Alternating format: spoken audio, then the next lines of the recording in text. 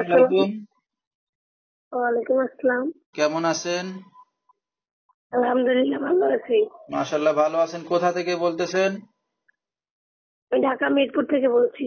আচ্ছা, দেশের বাড়ি কোথায় আপনার? দেশের বাড়ি নোয়াখালী। নোয়াখালী। তো আপনার নামটা যদি বলতেন আগে।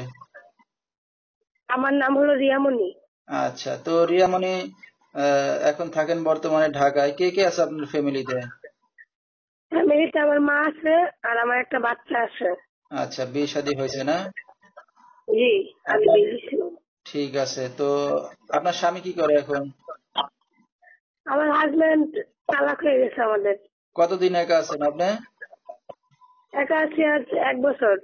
আচ্ছা, তো কি করেন আপনি এখন রিয়ামণি? এখন বর্তমানে বাসা বাড়ি কাজ টাজ করি, বাচ্চা নিয়ে খুব কষ্ট হয়ে যায়।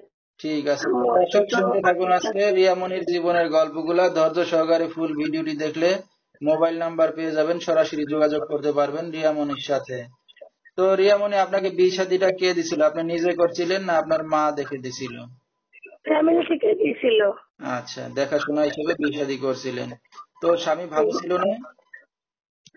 স্বামী মনে করেন যে নেশা পানি করতো, মারধর করতো, আচ্ছা, যৌতুকের টাকা দাবি করতো, এই নিয়ে অনেক গ্যাঞ্জাম হয়ে তারপর তালাক হয়েছে। ঠিক আছে। তো আপনার তো একটা সন্তান আছে বললেন। তো আপনার জি বাবা কোথায় রিয়ামণি? জি।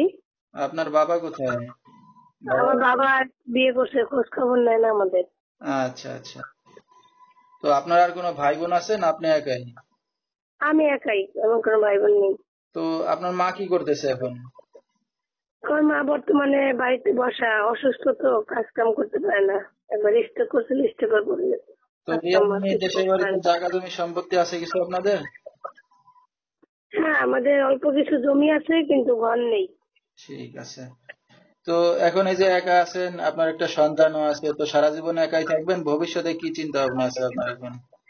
এখন ভাইয়া মনে করেন যে আমি একটা অসহায় মানুষ, আমার আম্মু কোনো কাজ কাম করতে পারে না, আমার একলা ইনকামে ঢাকা শহরে বাড়ি ভাড়া থাকি। মনে করেন যে এখন যদি আমি একটা ভালো মনের মতো মানুষ পাই যে আমার দায়িত্ব নেবে, পাশে থাকবে, তাহলে বিয়ে শাদী অবশ্যই করবো।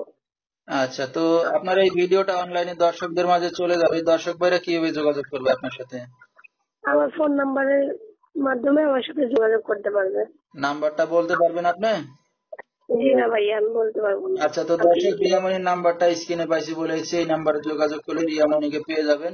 যেহেতু স্বামী ছাড়া একটা নারীর কোনো মূল্য নাই, তো তারপরেও তার একটা বাচ্চা আছে, তো এখন চাচ্ছে একটা ভালো মনের মানুষ। তো বিস্তারিত জানতে এই নাম্বারে যোগাযোগ করলে রিয়ামণিকে পেয়ে যাবেন।